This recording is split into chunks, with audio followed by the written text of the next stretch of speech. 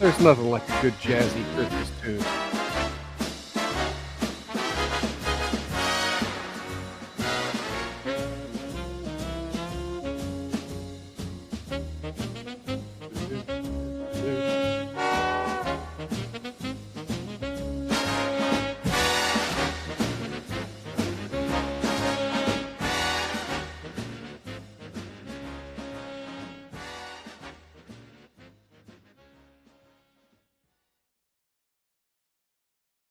Uh-oh.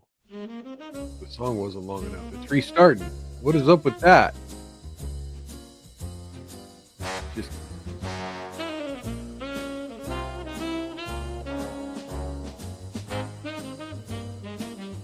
I don't like them putting chemicals in the water that turn the friggin' frogs gay.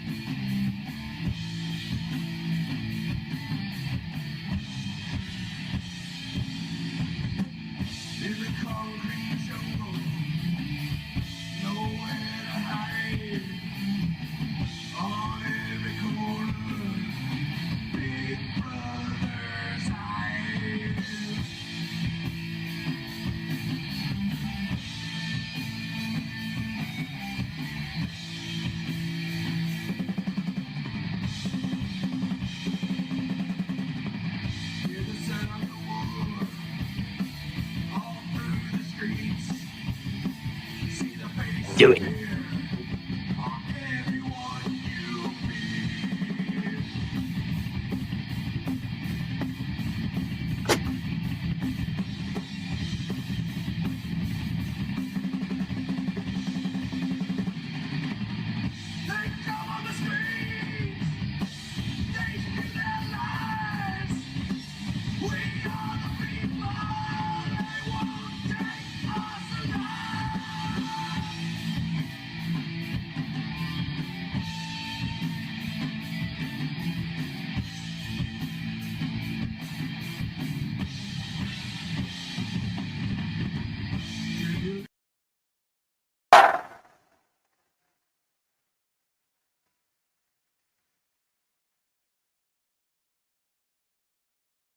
ladies and gentlemen, feds and degenerates, cuckolds of all ages, it's that time once again. It's time for Mild's Culture Plate. I am your host, Mild Kevin Miles, and I meant to play this one. There we go. Yeah, the clapping, not the cheering, not the cheering. You're tuned into Mild's Culture Plate. I am your host, Mild Kevin Miles, and it is Saturday, December 21st, 2024, and you're locked into Mild's Culture Plate. We have a very Christmassy episode for you today. As you could probably tell from our show title. So come on in, say hello, get your toast, drinking a little bit of water today. I might switch to soda pop here in a little bit. But yeah, as of right now, drinking the water. Come in, say hello, get your toast. get your comments shown and read on screen. And be sure to click that like button as you come in. We've got plenty of news today, and a lot of it's going to be a little bit oddball news. I'm not going to really hammer home a bunch of the stuff going on in Washington.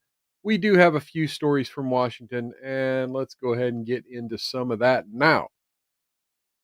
Joe Biden and the First Lady went to the Children's Hospital and, got to sniff some children.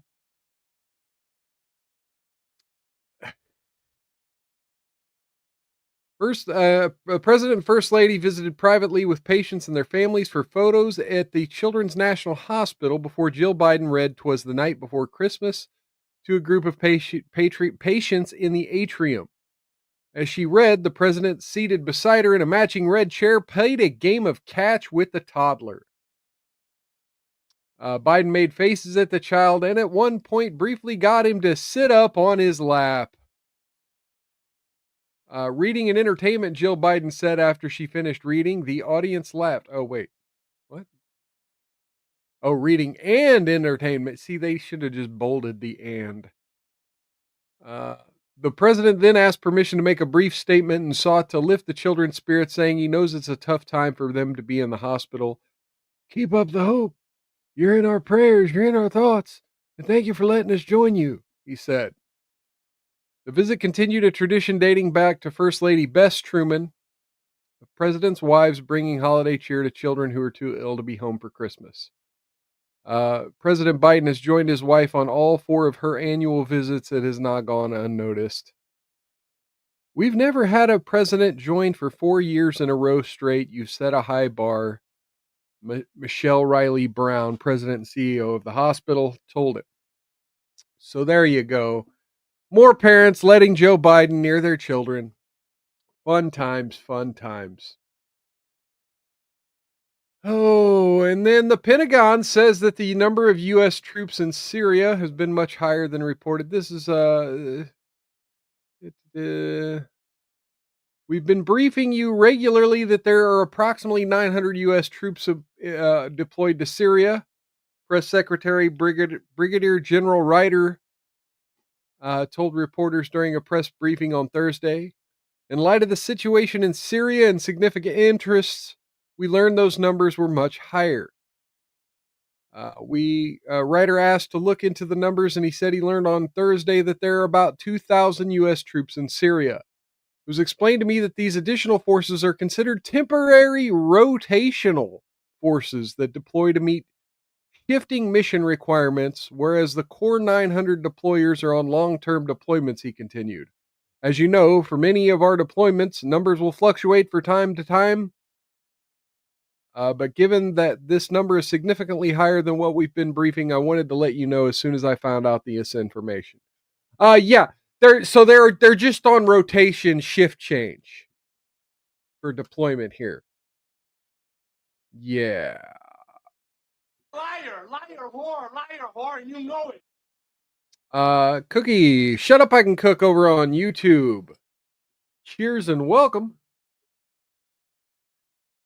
Mild, I am tipsy. I know with Trump and sexy Stephen Miller in charge, I can sleep well. I love men. Well, that's great. Attacks by the Turkish military on Syrian Democratic forces have increased since the Syrian president fled to Russia on December 8th. In an interview with Fox News this month, General Mazloum Abdi, commander of the SDF, warned that if his Kurdish fighters have to flee, ISIS would return. He also said half his fighters guarding the ISIS camps had to withdraw. All of the prisons are still under our control. However, prisons and camps are in a critical situation because who is guarding them? They are leaving and having to protect their families, General Mazloum said. I can give you one example, like the Raqqa ISIS prison, which contains about 1,000 ISIS ex-fighters. The number of guards there have diminished by half, which is putting them in a fragile position. Fox News reported that the U.S. had 900 troops in eastern Syria, but now that the number is 2,000, and they would likely have to withdraw if allied Kurdish fighters retreat under attack from Turkey's military, which views the Kurds as a terrorist threat. So fun times. Fun times. Let's see. Cookie says I'm crazy. Weird Nick white boys talking to me. Why are white boys so weird? Well, because we're taking the hobbits to Isengard. They're taking the hobbits to Isengard. Okay. All right. So, in more Washington news, Laura Trump says she has removed herself from consideration to replace Marco Rubio's U.S. Senate seat. From Reuters, Laura Trump, daughter-in-law of President-elect Donald Trump, said on Saturday she has removed her name from consideration to replace outgoing U.S. Senator Marco Rubio. Okay, that's the whole article. Thank you, Reuters, for all the details. All the details. Yeah, Reuters hooked us up, folks. Joe Biden forgives $4.28 billion in student debt for 54,900 borrowers. Biden administration announced Friday that it would forgive another 4.8. Yeah. This relief is a result of fixes the U.S. Department of Education made to the once troubled public service loan forgiveness program. The debt relief comes in Biden's final weeks in office. Biden has forgiven more student debt than any other president. He has cleared nearly $100 billion for 4.9 million people with student debt. Oh, still Republican-led legal challenges have stymied all of Biden's attempts at delivering wide-scale relief. Well, so, if you owe a bunch of money because you decided to go to an expensive school and couldn't really afford it, well, congratulations. All right. Speaking of the White House, New York Post, Coast Guardsman says that the White House is making shit up after his vessel was tailed by a fleet of drones.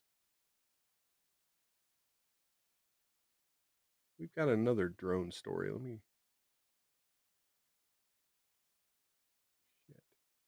did I do with it? Maybe this is it. I don't know. Fuck, I thought I had another drone story ready. Anyway, this will be it. There are some very irate Coast Guardsmen down in Barnegat Light, New Jersey. Federal officials have shrugged off accounts from U.S. Coast Guard members that their 47-foot-long rescue vessel was trailed by a fleet of 12 to 30 drones while patrolling the Atlantic earlier this month, and that's not sitting well with sailors who witnessed the mystery swarm. It's the implication that's insulting, said the Coast Guard member who spoke on condition of anonymity. It's implying we're making shit up when the ones making shit up are down in Washington, D.C. The sailor spoke to New York Post days after the FAA imposed temporary flight restrictions over parts of Jersey and New York. He said he was one of the 12 members on board on the boat that night. We were actually out there to see if we could spot any drones because of all these sightings, he explained. Well, we found some drones, or more accurately, they found us. Let's take a pause real quick and see what Cookie's saying over in the chat. Never been with a white boy, but they love showing tallywhacker pics. Well, congratulations. You ought to save them, and then next time one sends one to you, send one back. Cookie says Trump, and she's accusing me of censoring her again. Okay. Drones appeared out of nowhere about 9 p.m., followed the boat for approximately 15 minutes, he said. When the vessels shifted course, so too did the drones. I'm terrible with measurements, but the swarm was about 80 to 100 feet above us. They had 4 propellers, 7 feet across, flashing lights like you've seen, festive green, red, and white lights. Oh, Merry Christmas. The drone swarm kept pace with the Department of Homeland Security vessel, which was cruising at around 20 knots, which is just over 20 miles an hour. Guardian said the drones eventually climbed maybe another 100 feet, banked left towards the shoreline, and out of sight. Commercial airplanes don't move like that, he said. I've been out there when planes coming in for landings in New York, and trust me, you could feel the difference. We're not idiots. We know what drones look and sound like. White House spokesman John Kirby recently dismissed the Coast Guard's account of being followed by the gaggle of unmanned drones. Kirby told reporters Monday that the drones hovering over the Garden State are a combination of personal, professional, and governmental aircraft. We assess that the sightings to date include a combination of lawful, basically what they just said. We've not identified anything anomalous or any national security or public safety risk over the civilian airspace in New Jersey or other states in the Northeast. The work continues, Kirby went on. Kirby said the Coast Guard likely mistook incoming airliners for drones and said the government confirmed forensically the encounter did not involve drones. Right, the guardsman told the Post. I can't pretend to know what's going on because I don't. But they weren't the types of drones you can buy at the store. These were government drones. I don't care what Kirby or Mayorkas say. They're full of shit, he added. Their orders were to observe, not interact with any drones, he noted, but if the swarm fired at us or engaged us in any way, we would have fired back, he said. Federal authorities have faced backlash from local officials, including Representative Chris Smith of New Jersey and Jeff Van Drew of New Jersey, for the lack of concrete explanation for sudden phenomenon. Simultaneously, federal officials have long maintained that drones pose no threat to national security.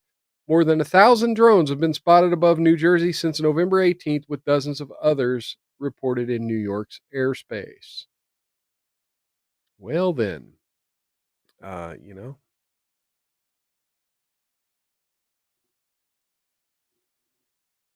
offense, but it sounds like some fucking commie gobbledygook.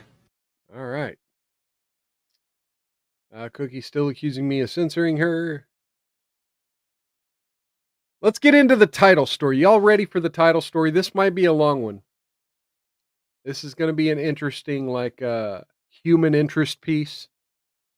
But I saw it and I thought, okay, this is perfect for my show. I kind of have to cover this.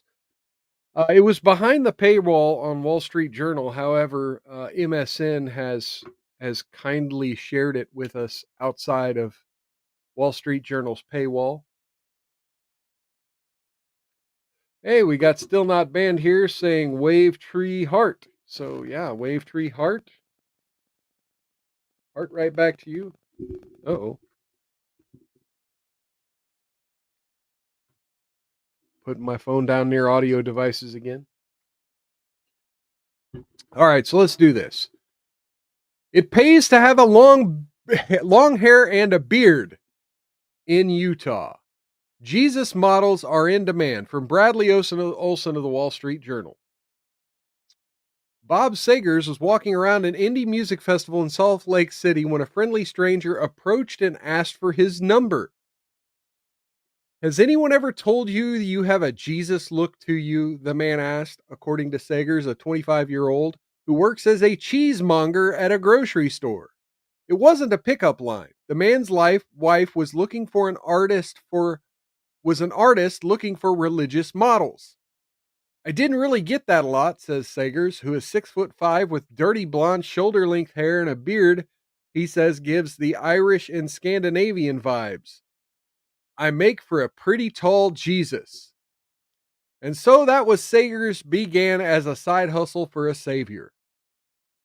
Cookie, seems like your type of dude right there. Maybe you ought to make a trip to Salt Lake.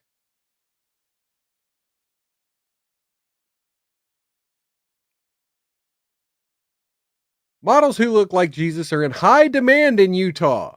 That's because for a growing number of people in the state, a picture isn't complete without Jesus. They're hiring Jesus lookalikes for family portraits and wedding announcements. Models are showing up to walk with a newly engaged couple through a field, or play with young children in the Bonneville Salt Flats, or cram in the family for the annual Christmas card. Since being recruited about 4 years ago, Sagers has posed as Jesus nearly a dozen times. Others have done so far more often, charging about $100 to $200 an hour to pose with children, families, and couples at various locations in the Beehive State. For the newly sought models, the job can be freighted with meaning and responsibility.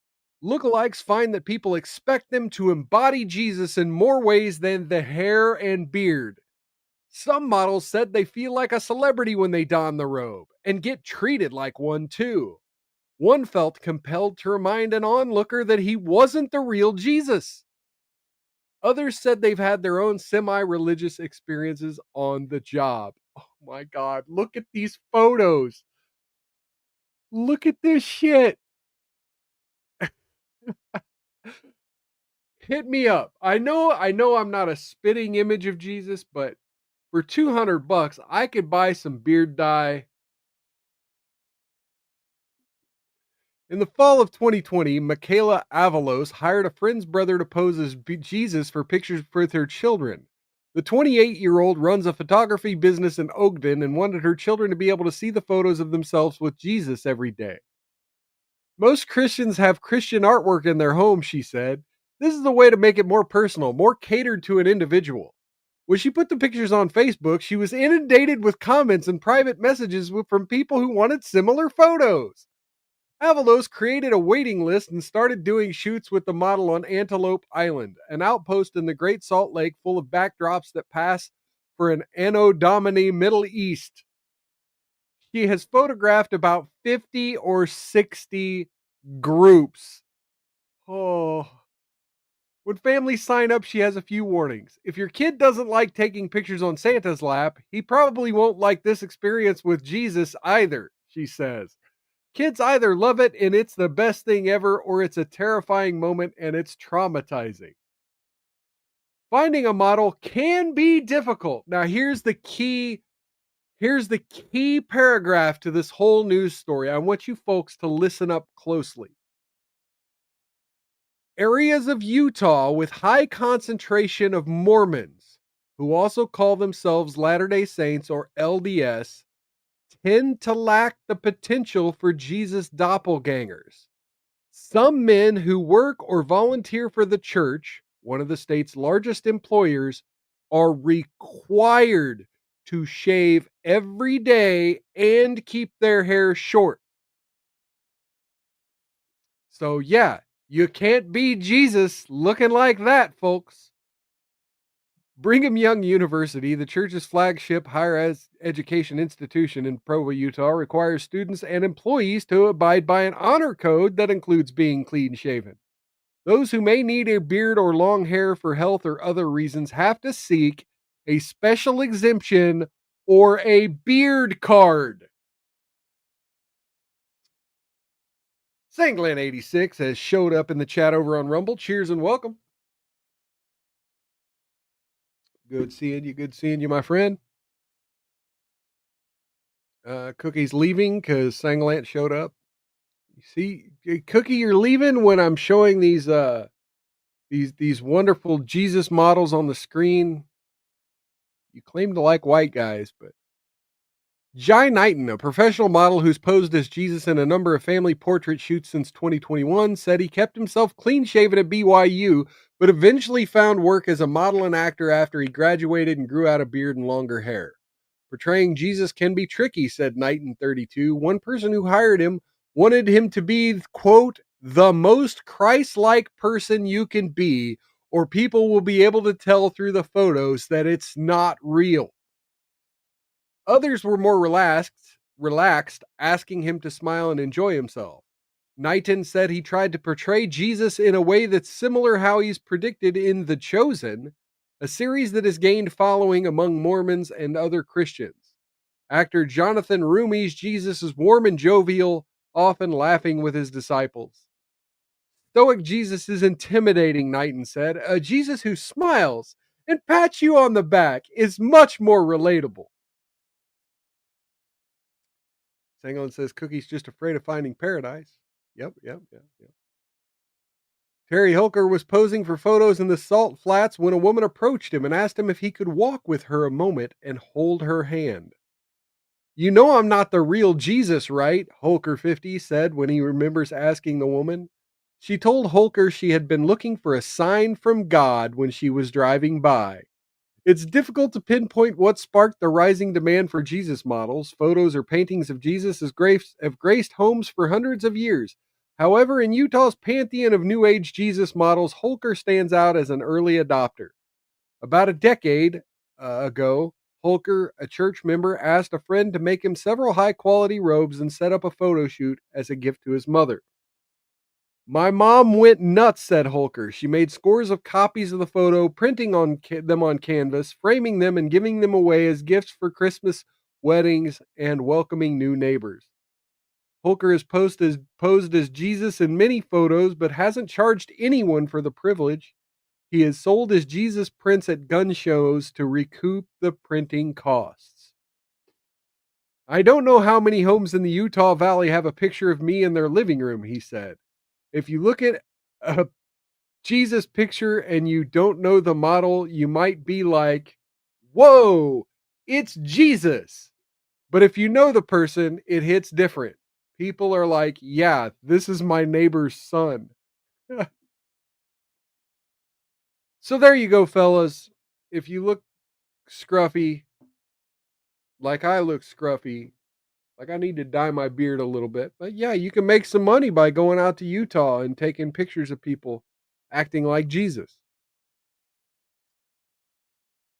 All right. So now from the Savior to the sinners, folks. We're going to go from the Savior to the sinners. You may remember there used to be a quarterback in the NFL known as Cam Newton. Now he's a quasi celebrity doing this kind of stuff, interviews, online influencer. Cam Newton recently had some comments to say about some places he visits. Ex-NFL star Cam Newton explains why he always went to strip club for the guys. Newton made the comments on an episode of his Funky Friday podcast.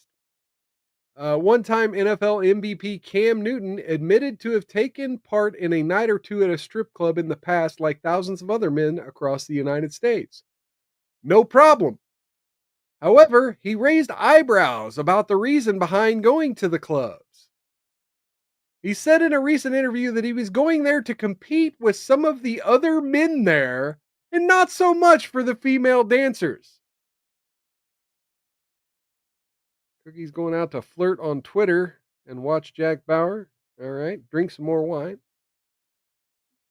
I never went to the strip club for the women, he said in the latest episode of the Funky Friday podcast. I always went to strip clubs for guys. I'm a competitor. I wasn't going to spend no money if I didn't see nobody else spending no money. As soon as I see somebody thinking they've got money, okay, you're spending 5, I'm spend 6. You're going to spend 10, I'm going to spend 15. We're going to have a rain off. So that's my whole thing. I don't go to strip club for chicks, even though I want decoration. I was a competitor and still am a competitor to think like, Ninja, you got it, but you don't got it. That 15 you making, I'm going to spend my 15 and I'm going to make it back easy. It ain't nothing. Newton played 11 years in the NFL with the Panthers and the Patriots. He won the MVP in 2015 as he led the Panthers to a Super Bowl. They lost to the Denver Broncos that season. He's not played in the NFL since 2021. So what do you guys think? Do you think getting into strip club battles with other people is a wise investment?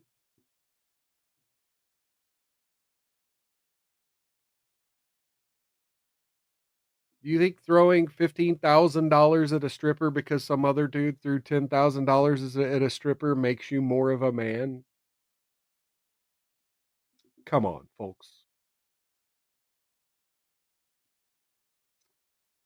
Anyway, I'm sure if you folks are following other live streamers like myself,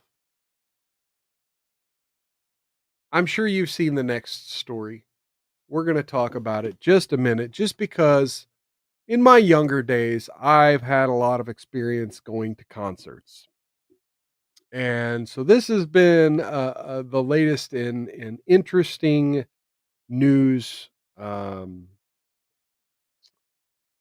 And I want to make this very clear because I know some of my audience knows me from Nick Ricada's chat. I used to like to troll people in that chat, and anytime people would start posting pictures of cats or pictures of something stupid, I would troll them by posting pictures of women in diapers. And I want to make it very clear I have no diaper fetish. I was doing it to gross people out because I find diapers, adults wearing diapers, very degenerate, disgusting behavior. Now, granted, there are a lot of people out there who do have incontinence problems, or they have a certain lifestyle where they can't always get into a public place that has a restroom, or they're on the road several hours a day and can't really stop at rest stops every hour or whatever. So, I get it. If you're wearing a diaper because you have needs, that's one thing. But there's a new product on the market. Well, it was on the market. We're going to get into that. Introducing the Liquid Death and Depends Pit Diaper. The scariest place at a show isn't the mosh pit, it's the bathroom. Mile-long lines, slipping on pit, and toilets filled with puke. What's a music fan to do? Introducing the Pit Diaper from Liquid Death. Now you never have to leave the pit or worry about leaks ever again. Powered by Depend Guards, the Pit Diaper locks away recycled Liquid Death fountain water, flavored sparkling or iced tea, and helps neutralize odor instantly. The Pit Diaper offers trusted all-show protection. And with Pit Diaper's sleek design, no one will ever notice you're wearing it. It's the only diaper crafted from premium, cruelty-free I don't know about all this shit. It's also shit. the only diaper endorsed by metal drummer Ben Kohler. Wow! So skip the dangers of a mid-show wait a minute. bathroom break I've and got stay some in the opinions. safe confines of the mosh pit. Get your limited edition Pit Diaper by Liquid Death and Depend today. Hurry, supplies are extremely limited. Now, thanks to the Pit Diaper, Okay, so let me just stop it right there. Okay, so I just realized something. Okay, I do actually have some experience with some of these products, and not because I'm a fetishist. But look, I want to show you two freeze frames from this. Where is it? Right here. This. You're not pissing in the diaper. You're pissing in the panty liner. So the diaper is literally just outer covering. You're literally just looking like you're bouncing around in a pleather diaper. It actually provides no actual protection. And that is further evidenced by, where is it? Right here. They're showing the pack of Depend panty liner guards, piss guards. supplies are extremely limited. Boom. They give you 52 guards with the diaper. So you're spending $75 on a diaper that's not even a diaper. It's an outer covering for the diapers you have to buy to line the motherfucker. Anyway, just had to point that out. I'm just I guess I'm autistic like that. Now, thanks to the Pit Diaper, you can rock out with your in. Okay. Rock out with your cock in. In the wake. Oh, no. Hey, go away. Not trying to see Chiefs stuff. By the way, yeah, my Chiefs won again, 14-1. I know haters didn't like the roughing the passer penalty that overturned a incomplete pass that was thought to be a fumble. But, haters gonna hate. We gotta outlast the haters here. Anyway, so yes, the Mosh Pit diaper has sold out. And then it says, after viral restroom incident at a concert. If you're looking for a last minute gift ahead of the holiday season, you'll have to think of something other than the Pit diaper because it's sold out. That's according to Liquid Death, which is the beverage company that sells it.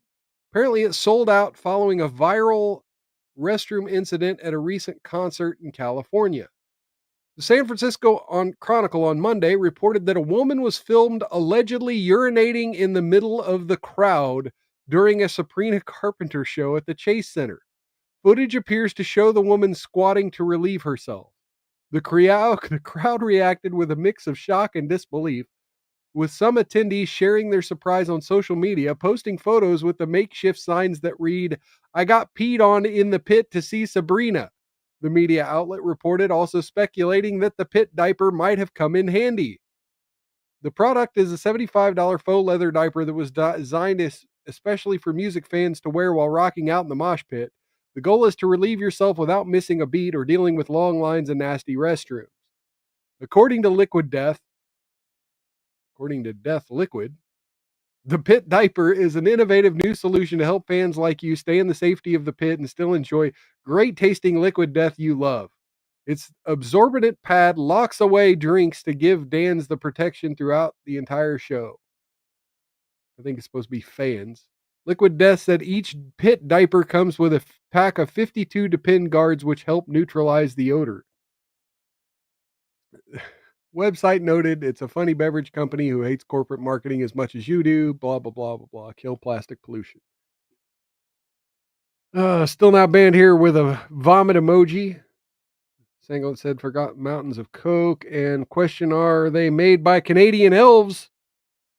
Ooh, good question. Well. Now we're going to go to one of our favorite local news sources that we like to source once in a blue moon here on the show. Whenever there's interesting things happening in southern Wisconsin. Let's go to the Kenosha County Eye, where they're reporting that parents of female students are outraged after a boy parades around girls' locker room naked, exposing himself at Westosha Central High School.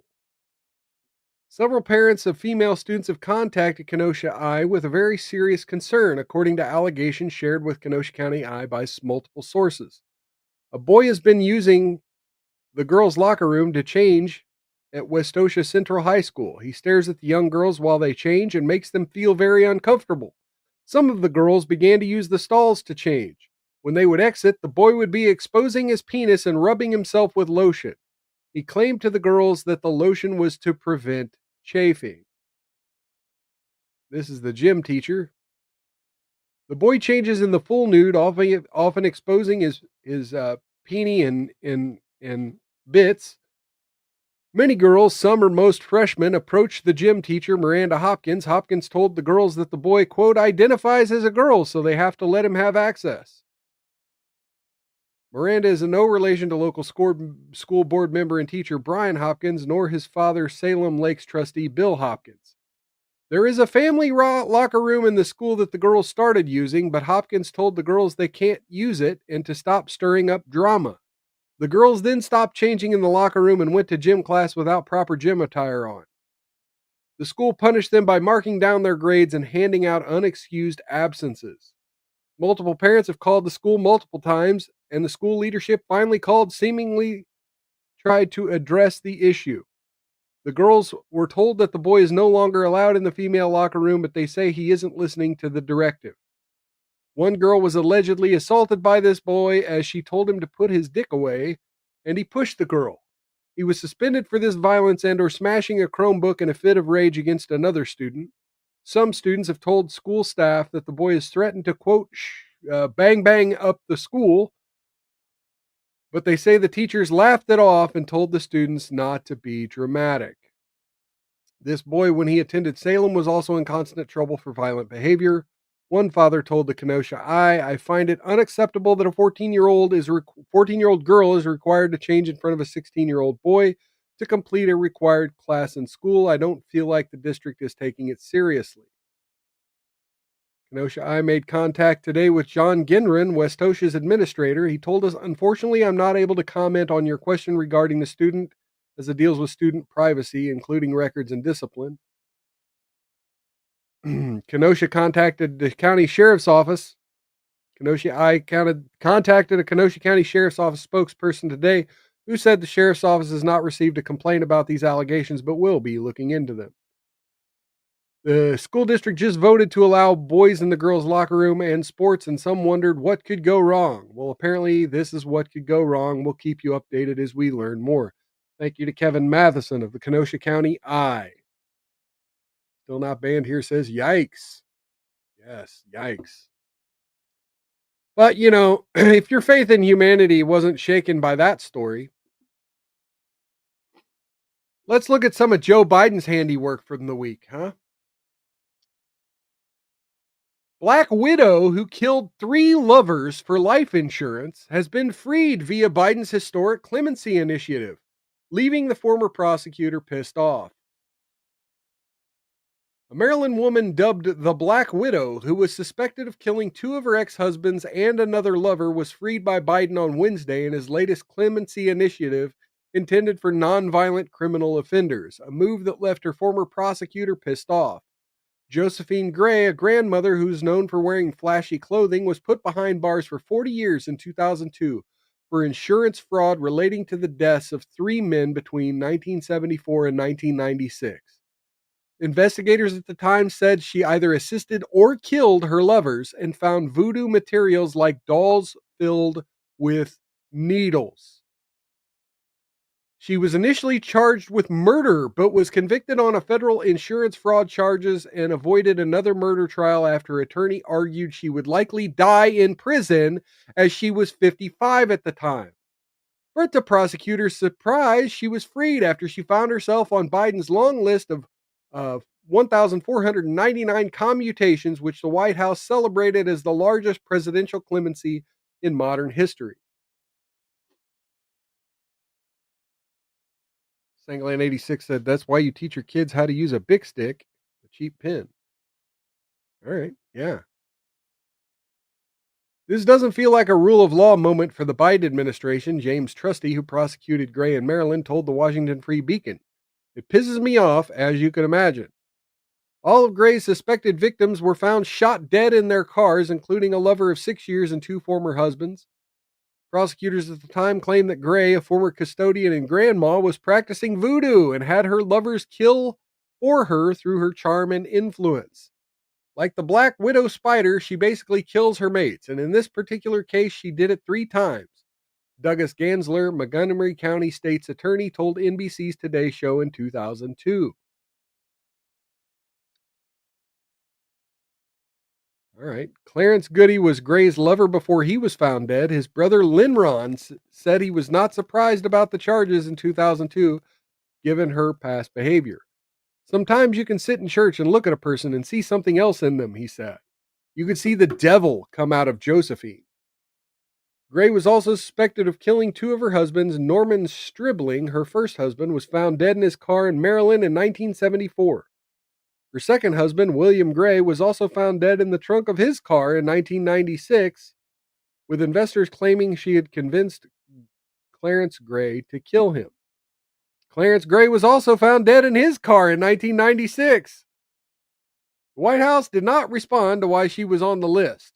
America was built on the promise of possibility and second chances, Biden said in a statement about his clemency.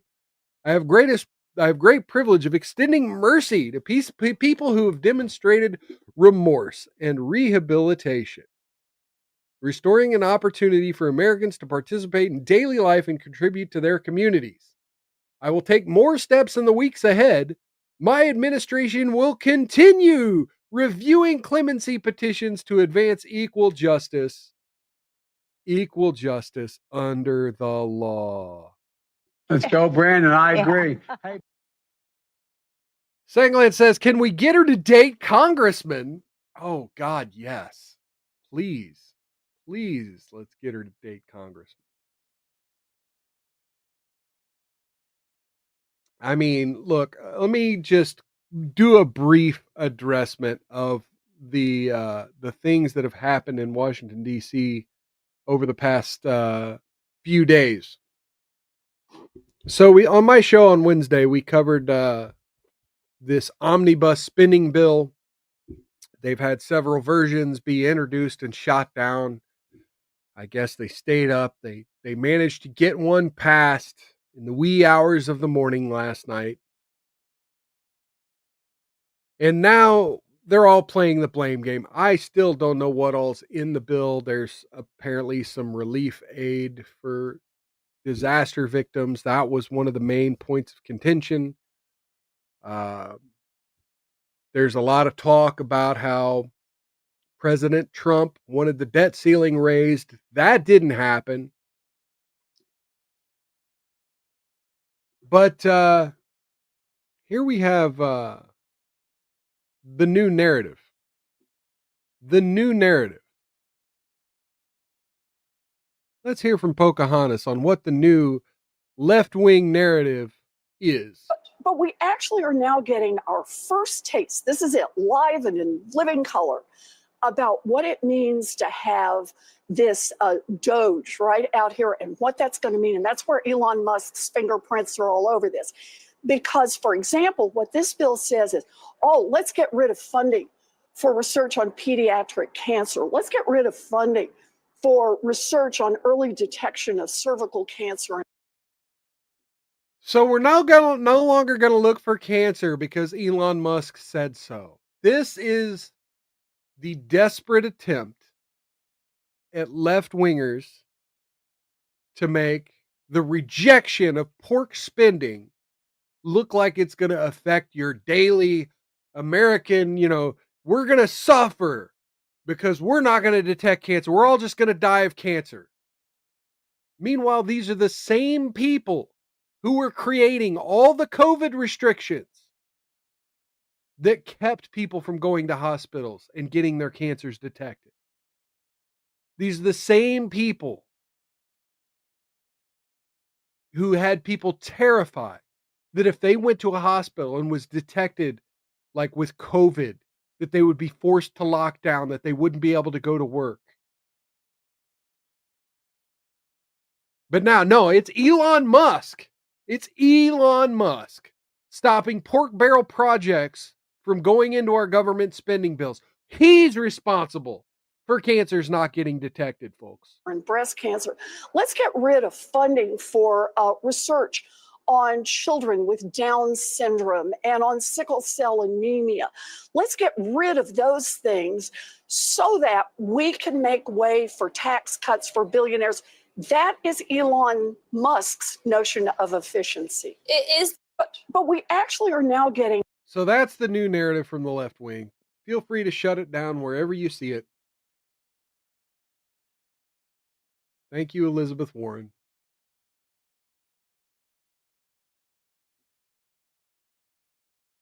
Let's see. And also Congress. Congress are now arguing about security bills for the East Coast due to the drone situation. This was the other story I should have brought up earlier when we were talking about the drones. And let's listen to what Senator Rand Paul, Sangling 86, says. Hasn't she argued to kill Downs kids before birth? Yeah. Abortion. That is typically one of the abortion positions, is that, yeah, if your child has one of these disorders, you could always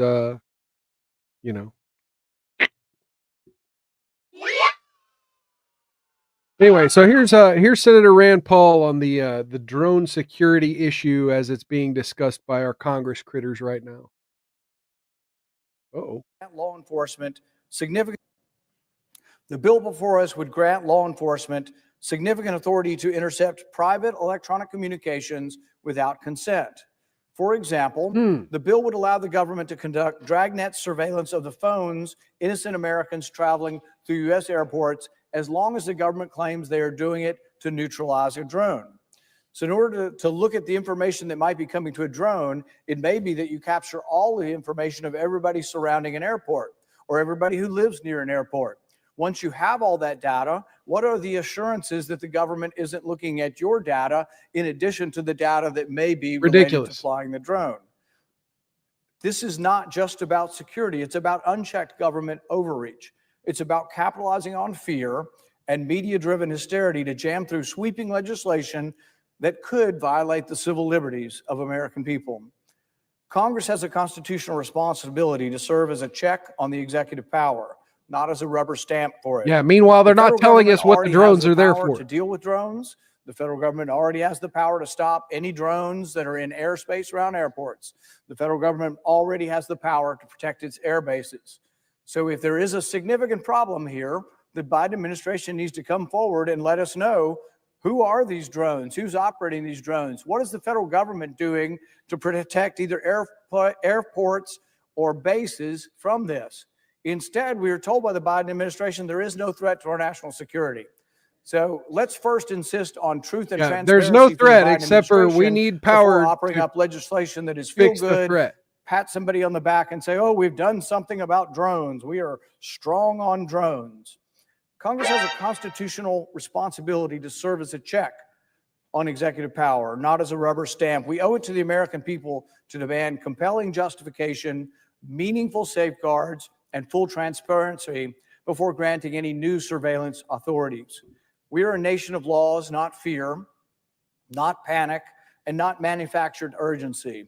We do not trade away our freedoms, our privacy, and our constitutional protections for vague promises of security.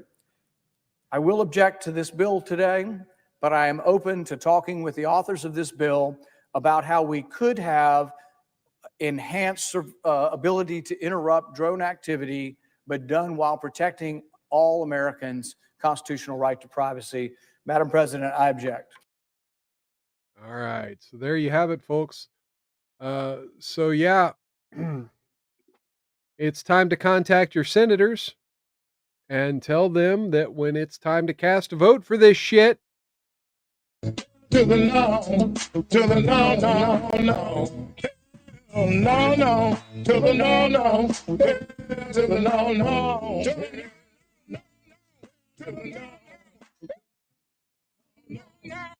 All right. Yeah, vote no. Shit. Yeah, vote no. All right, folks, here's a story I wasn't really going to well, no, before I get into that. That, we still got time. I'm going to go over a little bit today. I'm just giving you a heads up. We're not going to stop right at 7:00 tonight. I'm going to go over a little bit because we're going to do the Love Don't Judge, and I've got about 15 more minutes of shit before we get there, I think. Anyway, a lot of times we talk on this channel about these media figures, right? These influencers around the internet and what their intentions are when their behaviors start to change. And we talked a lot about we talked a little bit about the Hawktua girl, and of course now it's shown, she was trying to get rich quick and weaseled a bunch of people out of some money and got the fuck off the internet. Right. And then we had that Lily girl that was using the N-word and all kinds of stuff. She said a bunch of based stuff, but then, then she started using the N-word. And, then we had, what was her name? Nyla Rose, which she's went back and forth on whether or not she was lying or not. Now she says she was never lying again. Anyway. And so, we always need to be concerned whenever someone comes into conservative spaces claiming to be a conservative and talking conservative things. Now, that's not the same as when you have a left-wing celebrity like a Bill Maher, like a Bill Burr, or what's his name? Fucking Michael Rappaport, right?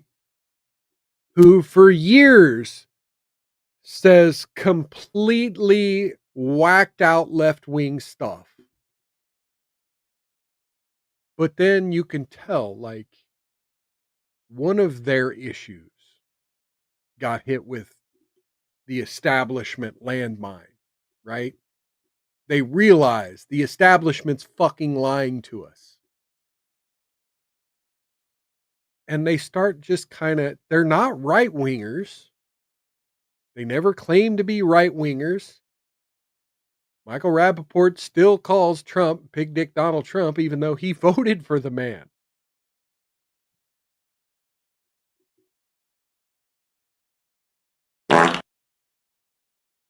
The latest today, Turning Point USA had a rally of some sort. They had all kinds of speakers. I managed to watch some of the live feed when Antonio Brown was on. But apparently before that, they had an interesting speaker today. Kink Uger. Kink Uger spoke at a Turning Point USA event today. You guys, let's hear what Chink had to say. And what I mean by that is not a revolution against the Democratic Party or the left or the country, but a revolution against the establishment. So I knew you guys were for real in fighting against the establishment when I started going on right-wing shows and I would say something negative about Mitch McConnell. And when I did that in the past, what I would get back is, oh, no, Mitch McConnell's great. Pelosi's terrible, but Mitch McConnell's great. Let's do that here. What do you guys think of Mitch McConnell? Look at the smile on this man's face. I love that. So look, for my left-wing friends that are watching out there, they just booed Mitch McConnell. That's a great thing, okay? And let's do one more. What do you guys think about Dick Cheney? Boo. My left-wing friends out there, we have been waiting for the right-wing populace to boo Mitch McConnell and Dick Cheney our whole lives. Take the win. Take the win. Now, what we need to do in the Democratic Party is we need to do likewise. We need to have a revolt against the Joe Bidens, the Kamala Harrises, and the Nancy Pelosi's. Well, Chink, you have an opportunity right now. You just heard Elizabeth Warren lie to you about cancer research. I hope to hear more than just these crickets right here.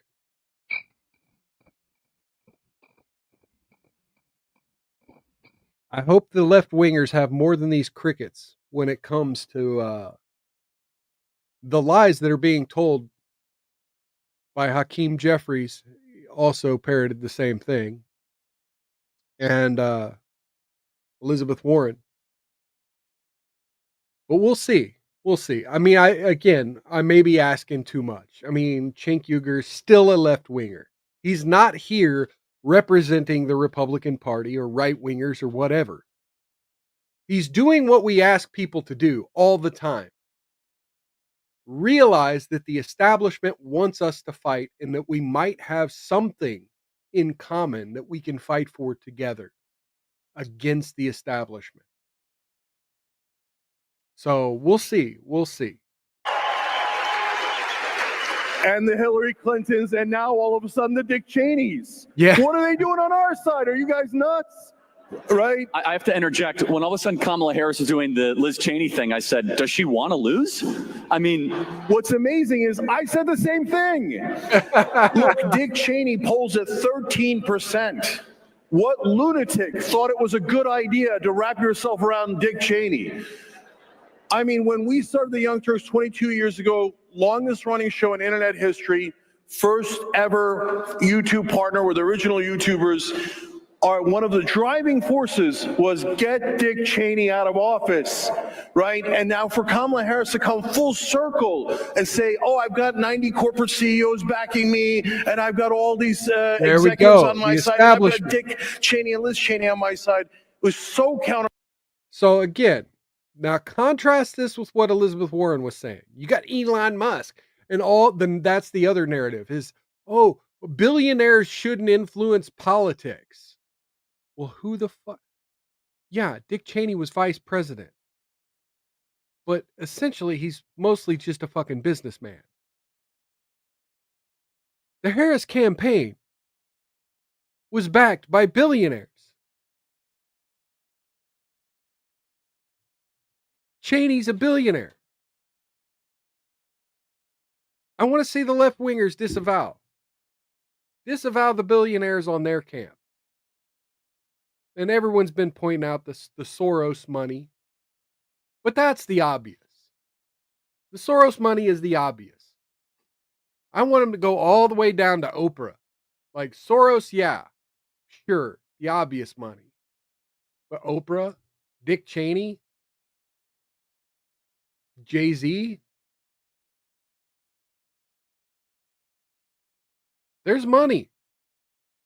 Counterproductive. It's not what the left wing stands for. It's not what the Democratic Party should be about. So the problem is the establishment. They are controlled by the donor class, and mainstream media is their marketing arm. They do not do news. They do propaganda.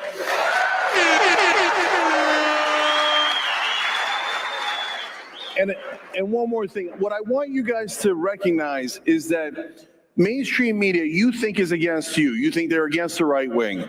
But they also hate Bernie Sanders.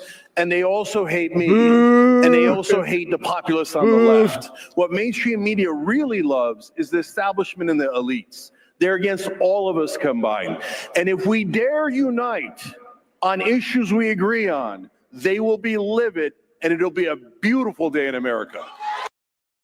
Okay, well, I mean, he's not wrong. He's not wrong. Now, I'm not asking my audience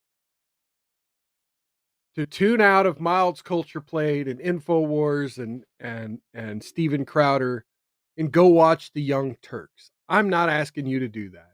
That's why there's online clips and shows like mine that goes and finds interesting clips online. I'm not telling you to spend money in Cenk Uygur's online store, but every now and then, when you have a Destiny willing to talk to us, when you have a Cenk Uygur willing to talk to us, willing to at least concede that there are things that we can agree on across the political spectrum, that when populism is an important thing, it's important. It's important to know the difference between this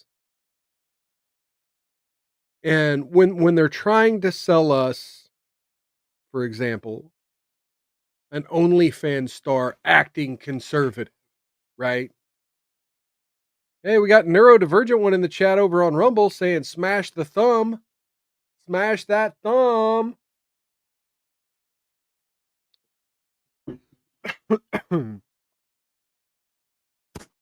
Yeah. So yeah, when you see an OnlyFans thought or a former stripper or super left-wing celebrity just come out like a complete 180, but they also have all these products to sell you. It's easy. It's easy. It's a trap.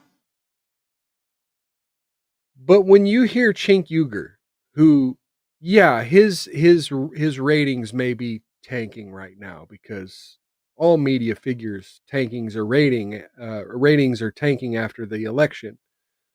Audiences are dwindling. But other than that, he really doesn't have a whole lot to lose. Doesn't have a whole lot to gain either. Because we're not going to show up and just start watching the Young Turks just because he said some interesting things at a Turning Point event.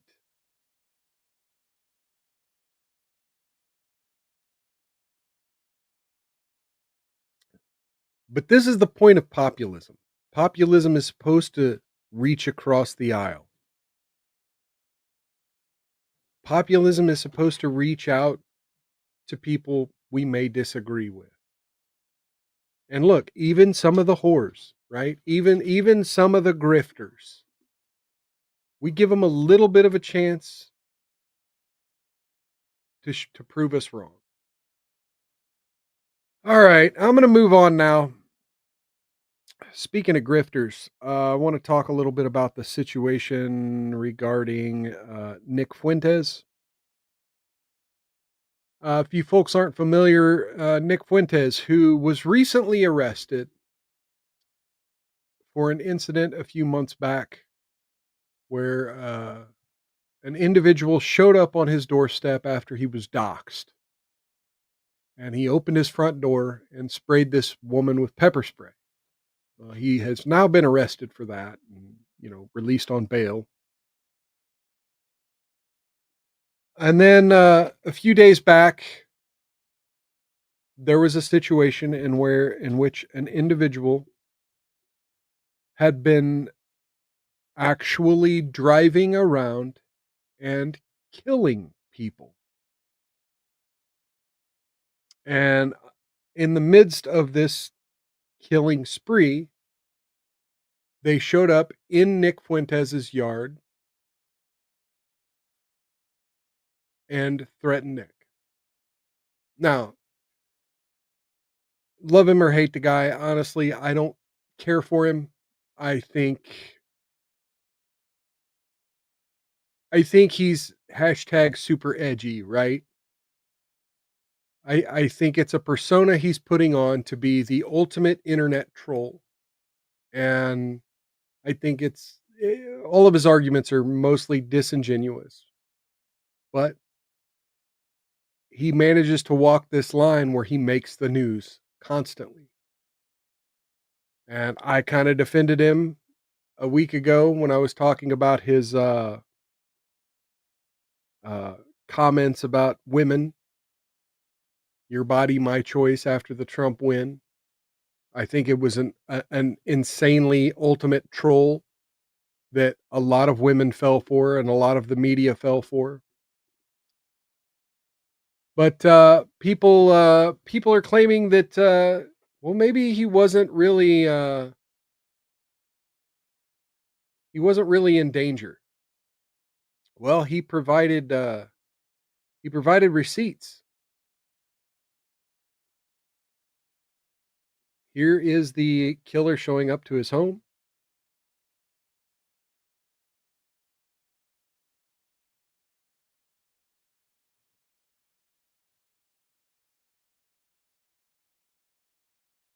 Wearing a motorcycle helmet, even though he's driving a car. Locking the door. Obviously with a face shield on the helmet.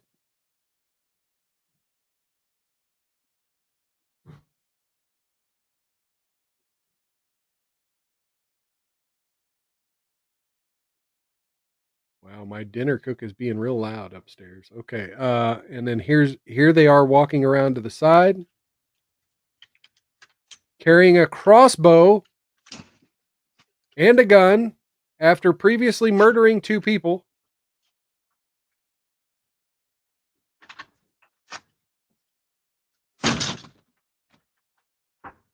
Trying to get into the side door.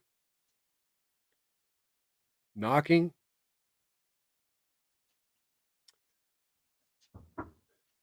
Now, at the time this is being filmed, Nick Fuentes is doing a live stream on Cozy.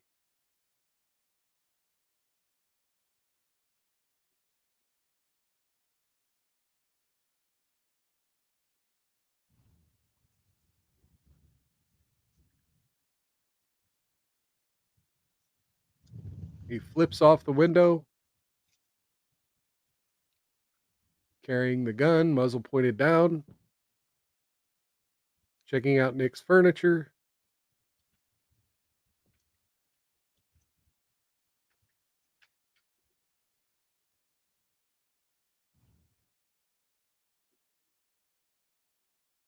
I thought there was more. Let me look here. I thought there was one where the guy was yelling out for Nick, but maybe I'm wrong. Anyway, this is scary, folks. You have unhinged individuals. And look, I want to make it clear. I don't blame left-wing influencers for this. I don't blame your average media figure for this. However, when you have several media outlets who beat the war drums, so to speak, who create a narrative about a person, it's pretty dangerous. Which is why I was kind of shocked today when I got on Twitter or X. When I got on X, sorry for the dead name.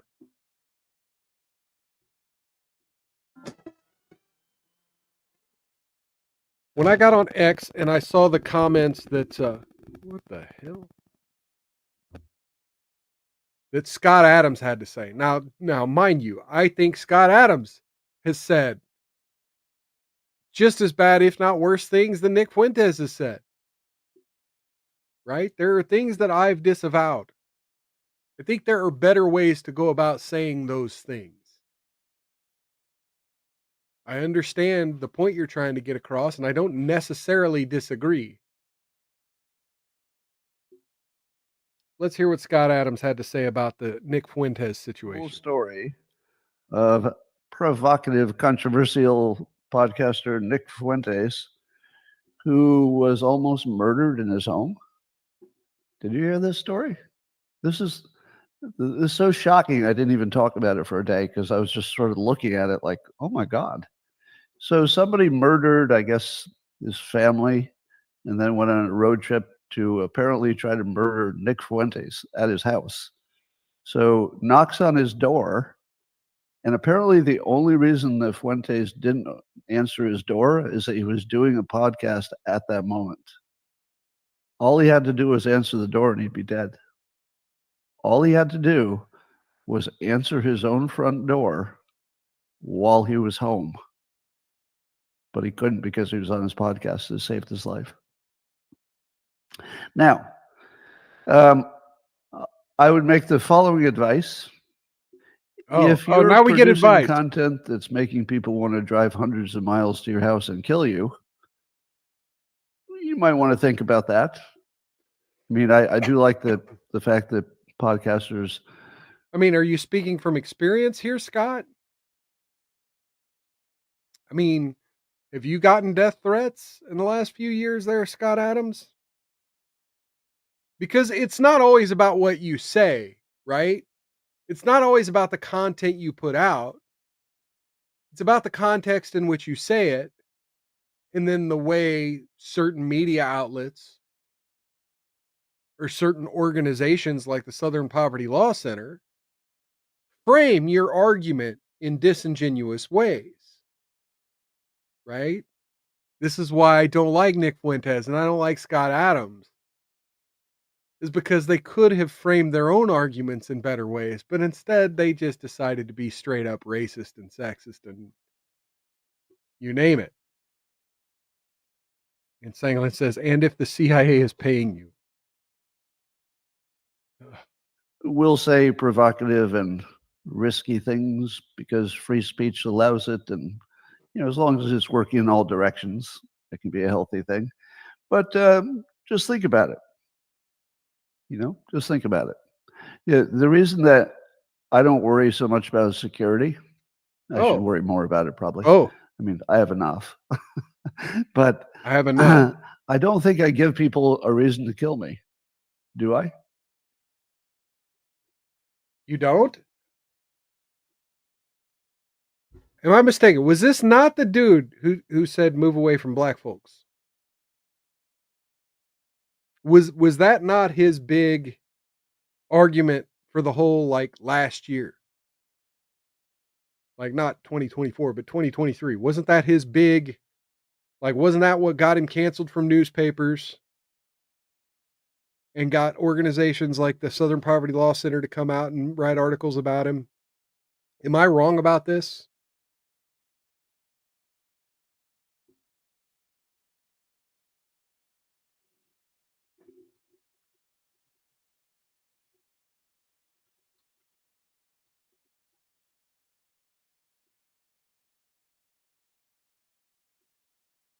Oh, and then he had to come out and say, oh no, that was actually just hyperbole.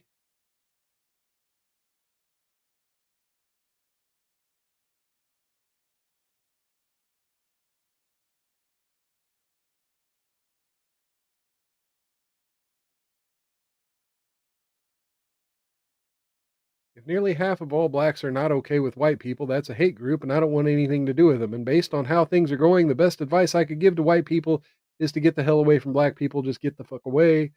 Wherever you have to go, just get away. There's no fixing this. This can't be fixed. Says he was just using hyperbole.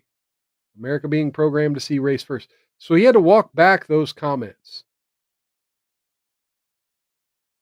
Sango says, wasn't that Tommy? Yeah, Tommy. There are lots of people who are saying that.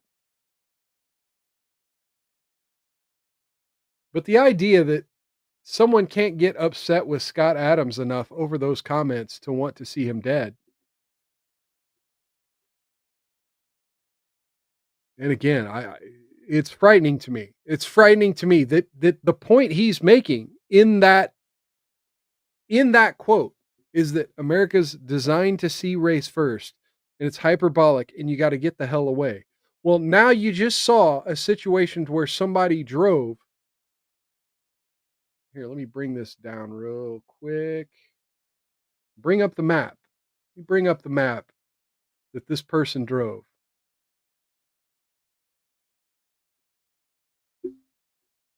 Two and a half hours. This person drove 2.5 hours to get to Nick Fuentes' home in Chicago.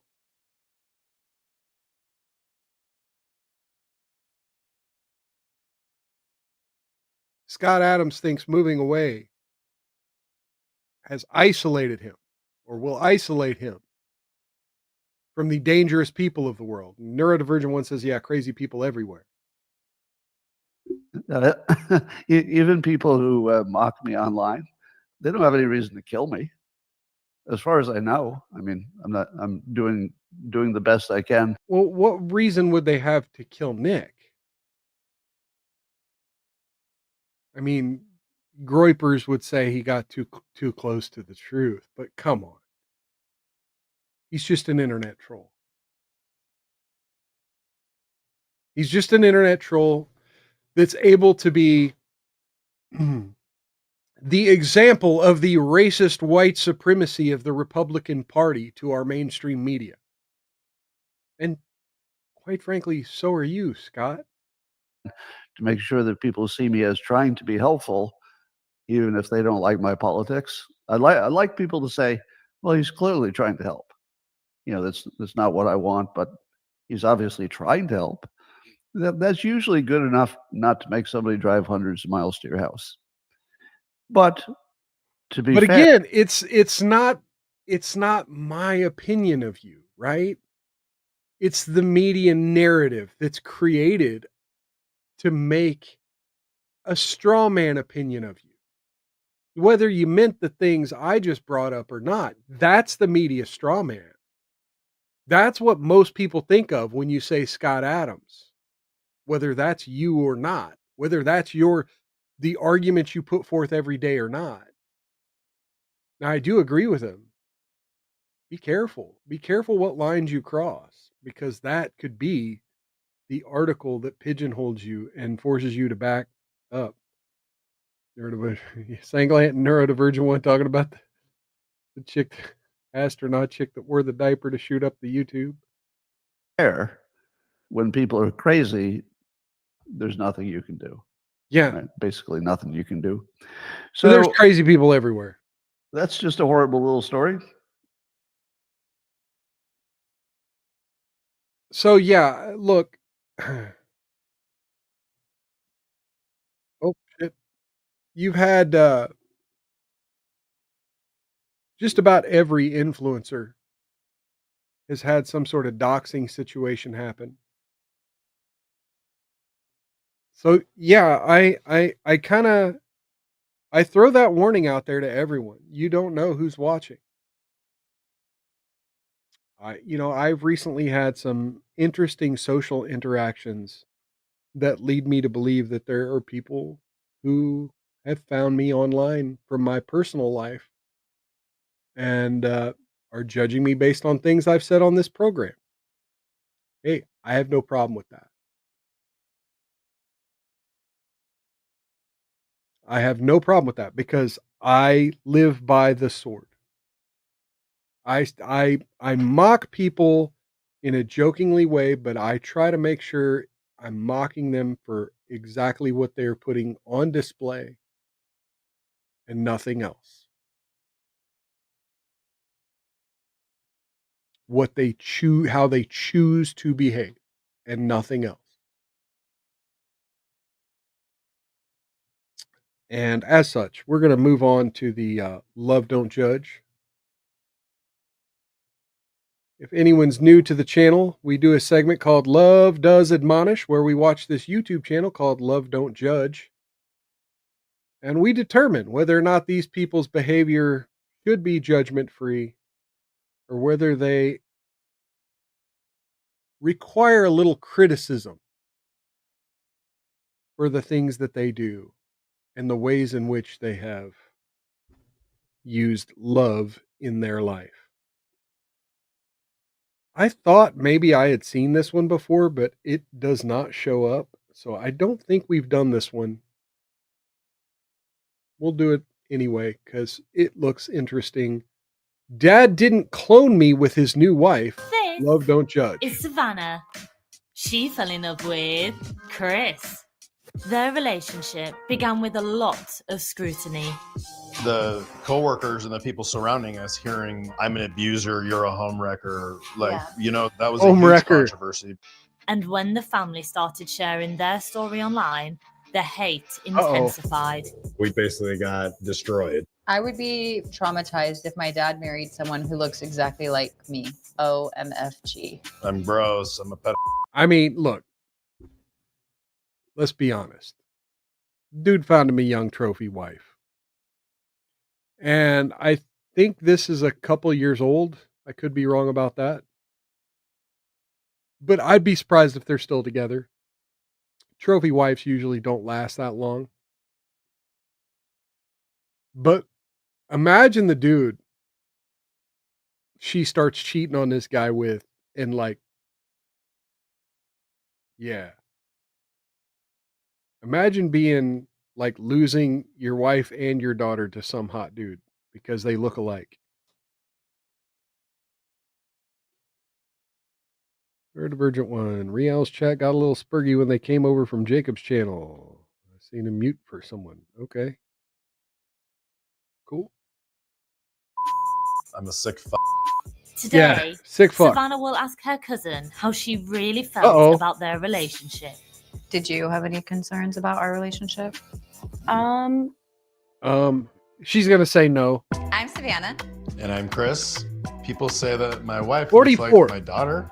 Chris and I have a... Well, look, I'm 45 or 44. I'm 44. Sorry. I'm the same age that this guy was when this was filmed. I could not date a 28-year-old. I just could not. Hard limit. Probably couldn't do below 35. 16-year age gap. And people say that our age gap is creepy. We've been together for 4 years. We met when I came to his salon and I became a stylist and wasn't interested in having any kind of relationship because I just left one. Nor was I. Filing for divorce, my life was kind of in a tailspin. Once I was separated from my current situation, the more I would just talk to her, be around her, like I felt there was something super special there that I had never really felt before. So this, a lot of guys, when they get a divorce, they go through this freedom phase, right? Where they felt tied down before, but now they're no longer tied down. So now they're just going to get out and have a bunch of fun. That's what this is. We hit our relationship at work to begin with. I think our biggest controversy was in the salon. You're not supposed to date your boss. There was a big controversy between if not just at a salon, you just shouldn't cheated. date your boss. I'm an abuser, you're a homewrecker. That was a huge controversy. We were really nervous about how to talk about it when we actually did start seeing each other, but we just stayed. Yeah, don't fuck your boss. And if you're a boss, don't fuck your employees, period. True to who we were. We've gotten married. We have 6 kids altogether. 3 of them ours, Oh, and 3 no. of them were from his previous relationship. Ranging from 21 no. down to 10 weeks. My older The dude runs a salon and is gonna have to pay child support for 6 fucking kids to 2 wives. Oh my God. I hope this is one of the most expensive fucking high-end salons, but it doesn't look like it. This looks like This looks like mini mall fucking salon. Oh my god. Children, I think Tizzy initially knew because she worked with us. Tizzy and I are 7 years apart. Tizzy initially was very thrown off. So wait, why am I here on a Sunday doing your hair? So I can make TikToks later with Savannah. How has it been for you watching, your dad kind of fall in love at the workplace? Mom moved out. Everything moves super fast. I was working at the salon when they filed for divorce. Anytime I'd walk into the back, I felt like everybody was talking about it. I know that if I was your age, my daddy came home with a girl that was Neurodivergent one, it's not the how to go on a date. It's the women's expectations are forever changing. And so it's not necessarily the how to go on a date because the basics are still there. But again, the younger you go, right? The younger the woman. Your wife is 7 years older or younger. Well, then the daughter, 7 years older. The daughter's 20, she's 27. was closer in age to me than my dad, I probably would have whooped her out. Yeah. I believe it. Yeah, no doubt. It's kind of interesting because it definitely so you're a hypocrite. feathers within Oh, it people. was messy. It was messy. You're a own hypocrite. this place, and I didn't. She just said if someone would have dated my dad and was only 7 years older than me, I would have. But yet you'll do that to this young woman. Fun times. I didn't even want to walk through the front door because Hey, We Are the Show over on the chat on Rumble. Cheers and welcome, saying people always thinking grass is greener. Rookie mistake. Cheers and welcome. Good seeing you in the chat. All right, let's see what this you can feel the energy. Totally. I've never been so uncomfortable. Some of the things that people had said, I just felt that super disrespectful, not what was true at all. I think they work really well together as a couple because there's balance between the two. And I think she brings that out of him where he brings her down and they kind of meet in the middle. See you later. Brings her down? Thank you. Down from where? What you doing? Looking at TikTok. You want to make our TikTok right now? Right now? By the way, I want to just give a shout out. Yeah, Toast. We Are the Show. What awesome show he puts on a couple times a week. Neurodivergent one, married 24 years, not looking to re-enter the dating pool anyway. Yeah. Tizzy and I's relationship is awesome. Do you know what would be funny? When it says, "What's your daddy say?" Your dad should jump in and be like, "What's your daddy say?" What? No. We started with TikTok was during COVID. I had made the mistake of putting my age above where I was and her age above where she was. And it just started this big, massive tornado of negative comments. Yeah, I made the mistake of making a comment about football on Twitter today. And yeah, all it takes is one comment. And the next thing you know, you're just flooded with comments. It's like anything that you can imagine, the sickest of sickest things that you could think of. Comparing my wife. By the way, Sanglant says it's this dude who he looks like. Anyway, your wife looks like your daughter. Me wanting to date my daughter. I'm gross. I'm a sick. Those are the nicer ones. You want to see it? Sure. Oh, good. You should get some really good comments on that one. I mean, these ones actually aren't that bad. Beautiful. Good comment. You as look a opposed lot to alike. Y'all are twins. To be fair, they both look like every basic white girl. So she had a baby at 7. I would be traumatized if my dad married every someone basic who looks white girl. exactly I like agree. me. OMFG. Someone checked the dad's internet history ASAP. He has to be in prison. I just get called like a gold digger. And look, he's got a type, right? And I'm sure when he was younger, the mom looked like the daughter too, right? That's what's going on here.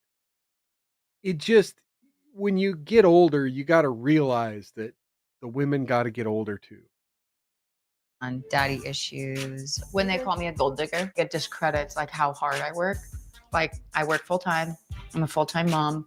And it's been shared almost 5,000 times. What is crazy is that Yes, neurodivergent one. Yes. Do not watch We Are the Show if it's going to provoke a reaction that would make you want to drive 2 hours to delete someone. Do not do that. But watch his show anyway, because this it's is awesome. on one video and there hasn't been one nice comment. We just basically got destroyed. They have nothing better to do with their time, you know. Cheers and welcome to Great Liquor. Good seeing you in the chat over on Rumble. Cheers and welcome. They're obviously unhappy in their life. Yeah, like, why does your brain go there? Maybe something's wrong with you. Why does your brain go there? Because we Oh. see, oh my God. What was that? A week ago on this show, I covered the twins that were making spicy content together. And they're like, well, we don't make spicy content together while they're rolling around on the bed in their underwear. Like, why does your mind go there? I don't know. You tell me. You have two women dressed attractively, bouncing around as family members on a stream, on a TikTok video, saying, "Look how cute we are." He. And you don't expect people's mind to go to the gutter. Oh my gosh. Oh, cool. I invited Hannah to come over today because I wanted to chat with her about her reservations that she might have had about our relationship that we really haven't touched base on in a while. Have you ever read our comments on TikTok? Yeah, they're so frustrating. I hate seeing them. They're so dumb. You called me and she's like, you're getting destroyed online. They called you like a cradle robber or something like that. Like you robbed Savannah from the cradle. Watch out, your dad's a pet. Yep. Like, he's gonna come for you. It's so frustrating because it just makes no Gonna sense. come for It's you. like saying you two look alike, which you we don't, don't. at all. You have blonde hair. Mm-hmm. You could look like half of the population of America. Did you have any concerns about our relationship? I did. Well, you do both look like Swifties. That's the problem. But I think my big concern was just like it kind of if it was worth it. He has older kids. Like, are you ready? It was very, very different seeing you glow up and have like this big change. I have never seen Savannah more happier. And she looks more I think fake. you've gotten the new- more confidence just as like a person. She looks like she's You're had just very work. confident in your Ask family. me. A lot of our comments is like, I wish I had this relationship with my stepmom. We dream to be like you guys. Yeah, we're just one big family, and it doesn't matter what Well, if you're anybody getting says, comments like that, then what's the problem? because we're happy, and that's all that matters. You just outlast the haters. I found my soulmate. I definitely do feel like I have won the lottery. The room lights up and she walks in. Won the It's like- lottery. it's definitely a privilege to call No, her my the wife. lottery's getting two of those. No, I'm just kidding. I love Chris's sensitivity the most. I also found him extremely attractive because he was a really good dad. And I was like, dang, that is hot. Oh my. 6 kids though. 6 kids though. Now granted, this daughter's older. Maybe he has another one that's of adult age. Got shut up, I can cook, saying mild, go to bed. I don't know what to say. Like, yeah, you got a young hot wife. People are gonna assume. Just like I did. I said, this seems like part of your fun phase, but you've had 3 kids with her and she still seems to like your daughter. So, cheers. I don't know. Maybe stop making content if it makes you feel fragile about it. TikTok can be Cookie thinks I'm drunk. Meanwhile, she's drunk. All right. TikTok can be an evil beast. Anything with comments can be an evil beast. Like I said, I've been swatting away the NFL trolls all day on Twitter. So if you're following me on X, my apologies if all of my harassing Chiefs haters has clogged your feed. My apologies. But yeah, from time to time, that's a necessity. It helps me with engagement. When so many people engage with me, then it's good for the numbers later. Anyway, so that's just about going to be the show for today. Right at 7:30. We've been going for an hour and a half, folks. Probably one of my longer streams. Thank you for stopping by. Thank you to everyone in the chat. Holy crap, the chat's rolling. We Are the Show says, I'm judging. Maybe it'll work out for them, though. Cookie says she's out and wants me to take off the hat and that she loves me. And Great Liquor and Sangaland saying hello to each other. All right. Well, that's going to be about it for the show for today. Please do me a favor. Click that thumb. Get that thumb in there. Help me out with those algorithms. If you're new here, please subscribe, share this off platform. Feel free to watch a second video. That helps with algorithms as well. And yeah, down in the description of the video are links to all of my social media platforms. Feel free to follow me around. Maybe don't follow me on X if you don't like me talking about football, but it's all good. Anyway, yes, Neurodivergent One YouTube is still assho. And yes, I still plan on doing the Wednesday show. So hopefully you folks have a happy holiday between now and then, holiday season. And yeah, I'm going to do a Christmas show. So tune back in for that. And well, actually, let me make sure. Let me double check real quick. Yeah, the football game's at noon. Yeah, I'll be able to do a show Wednesday. So that's going to be the next show Wednesday. Feel free to tune in. Same bat time, same bat channel, 6 p.m. Central Time, right here on Rumble, X, or YouTube. Until then, take care of yourselves and each other. Outlast those haters. Don't get any on you. And if you do, rub that shit in real good. Good night, everybody.